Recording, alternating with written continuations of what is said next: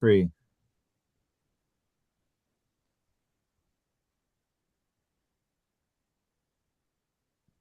All right, Ethan Petrick, his first question. Coach, I'm curious about what you've seen that Price Sanford has done over the last 10 games, basically since Owen went out, that's allowed him to kind of reach a new gear.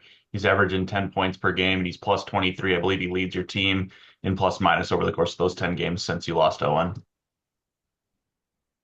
Yeah, I mean he's been terrific. I mean he's been terrific all year. He can play multiple positions. He defends his position well. His rebounding the other day was elite. Shooting the ball really well, makes plays, makes great decisions. It's just great to watch him continue to develop. He's a really good player. Mike. Fran, there are a lot of teams that in your position Sunday would have maybe uh, not been so enthusiastic. Clearly, watching it on TV, it meant a great deal to them. Can you describe the feelings afterward? You know what, Mike?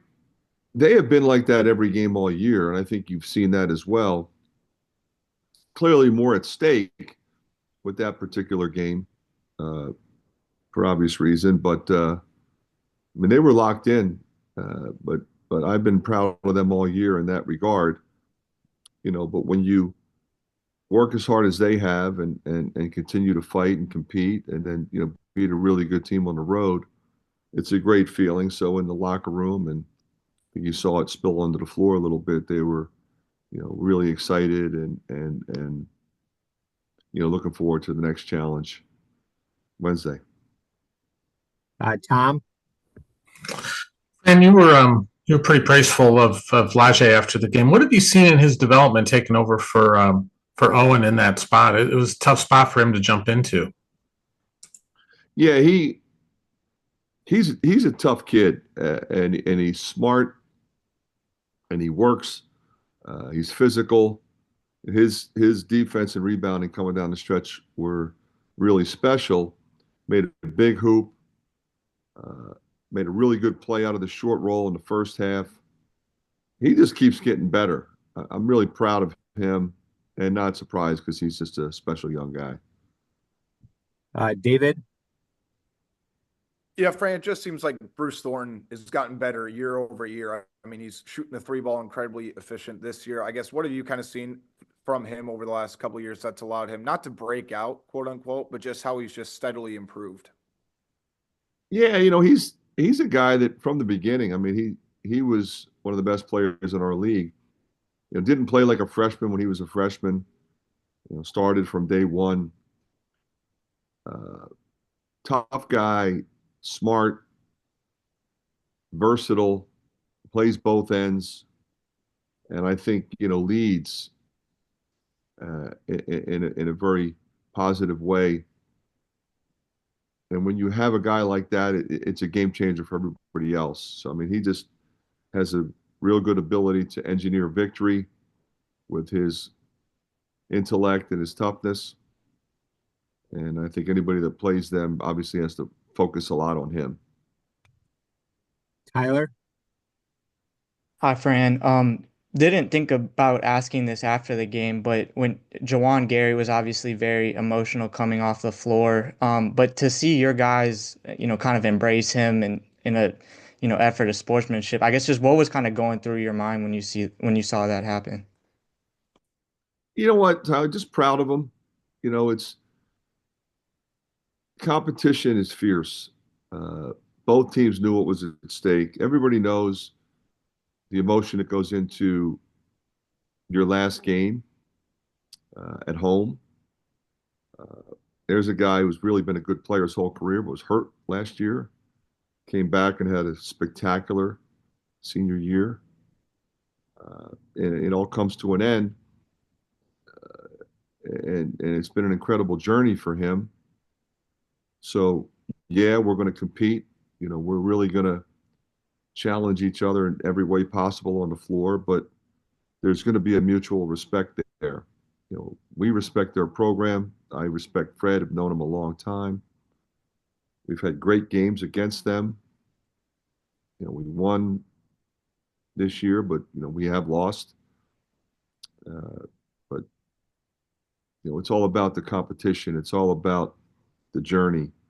And I was just proud of the guys for how that all unfolded, and it speaks to the character of this team. Todd, Yeah, Fran, as you look back at the regular season matchup against Ohio State, what do you have to do better tomorrow? Yeah, real simple. We had a stretch where we had good shots and they didn't go in. And we shot it pretty well most of the rest of the game. And when you do that, you got to get stops. And it's hard sometimes because if you miss 4 or 5 possessions in a row, they might run it on you and get some easy baskets or some open threes. And that's when it got away from us a little bit. We didn't shore up our defense when the offense was not making shots. So we've got to make sure we consistently move the ball, get good shots, get our defense back. Mike, The last time one of your teams played in Indianapolis was obviously a great day for the program.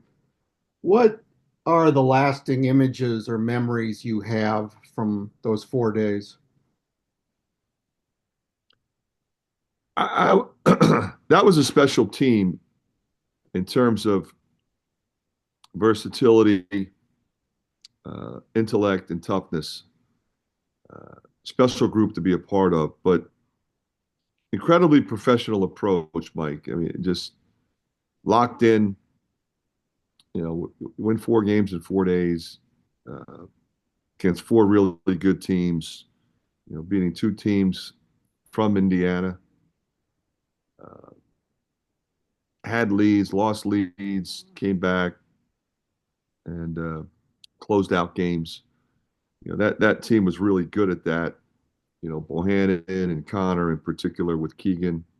You think about the guys on that team, Philip and Chris.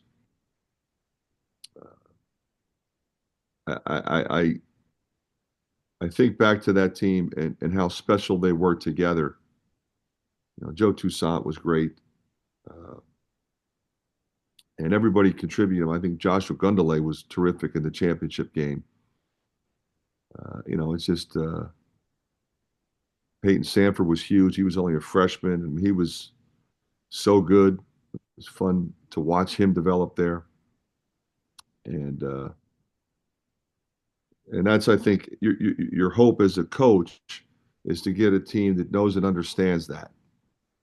How to stay together, how to stay in the fight when things are going, the other team's on a run or we're on a run. How do you manage the clock? How do you manage the game? Do you understand the anatomy of the game? You've heard me say that a lot. And those guys understood that extremely well. all right, 2 more questions, Coach. First is Tom Kakert.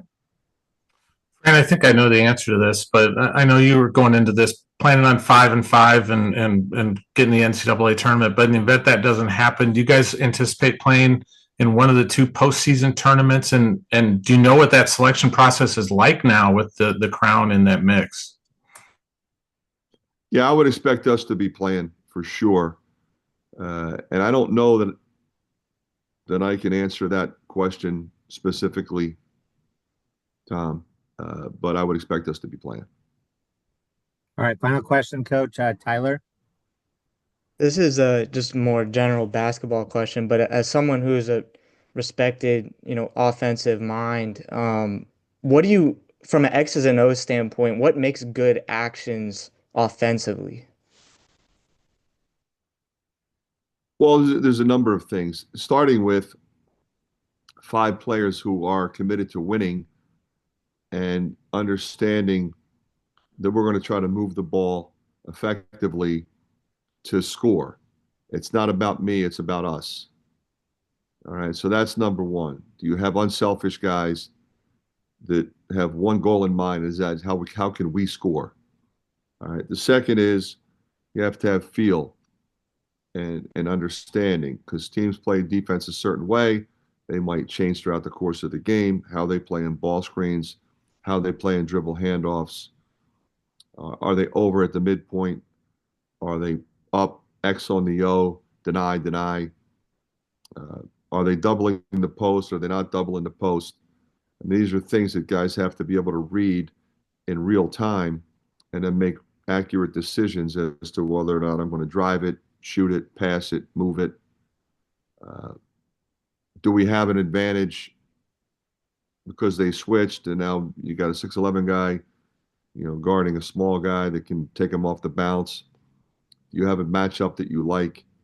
Just generally, are we running sets? Are we running motion? Can we score in transition? And then goes back to what I said before, the anatomy of the game. Sometimes you run, but sometimes you need longer possessions. It's having guys that understand all of that at the same time. There's always action away from the ball. Are you reading the action? Are they switching? Can we slip? Can I keep it? And a lot of coaches, quite honestly, will run set plays to try to micromanage each possession. As you know, you guys that know me, I trust my guys to make reads and decisions in transition or in half court. And I feel it's now we'll run plays, we do, but a lot of times, I think it's putting 5 guys out there who understand how to play more so than what plays we're running. All right. Thank you.